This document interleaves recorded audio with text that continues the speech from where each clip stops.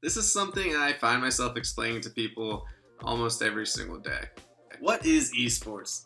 Esports is, put simply, an electronic sport or a multiplayer video game played competitively for spectators. Whether it be on console or on a computer, competitive video game players get a bad rap in the eyes of the uninformed, with people usually imagining those who are unattractive, have no life, or never grew up. People are usually shocked when informed that you can make a living as well as become rich by being really good at a video game. Pro video game players are esports athletes. Being a pro gamer does not mean you're the best at all video games.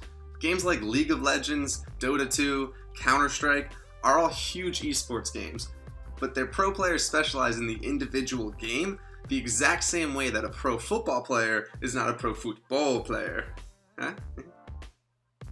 Get it? Who are these players and where do they come from? There's a ranking system in most, if not all, esports games, where each win gains you points and each loss loses you points. The players who are good enough to play in an esport are the ones who simply beat everyone else to get to the top and are good enough to consistently remain there. The top players can then be noticed by an organization and drafted to a team. There are entire organizations within the esports industry that own teams of players, analysts, coaches, and your usual support staff that any team would need.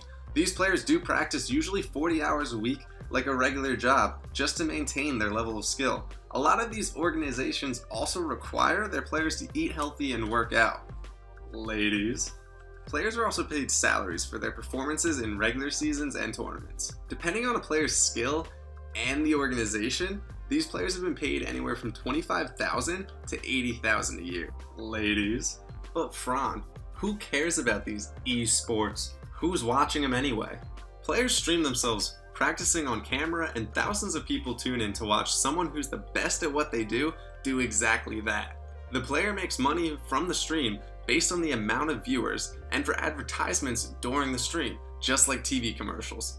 These esports athletes also gain sponsorships from huge brands such as Coca-Cola, Geico, T-Mobile, Red Bull, and even Disney just invested in an esports organization. Top teams compete against one another in tournaments for notoriety and prize money. Prize money has been as much as $24 million, which was back in 2016 for the Dota 2 International.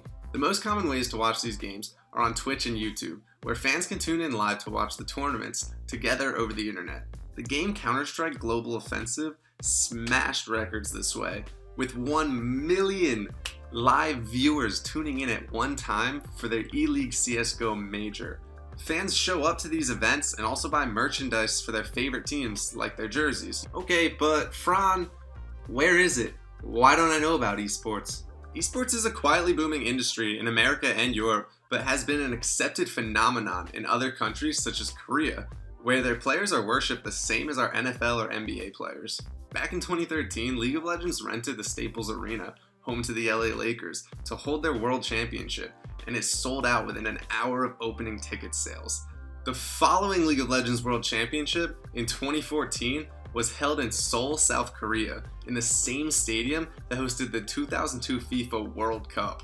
And once again, fans filled the entire stadium. Esports, as you can tell, is a growing trend that I believe more people should be more well informed on, but the common media doesn't take part in.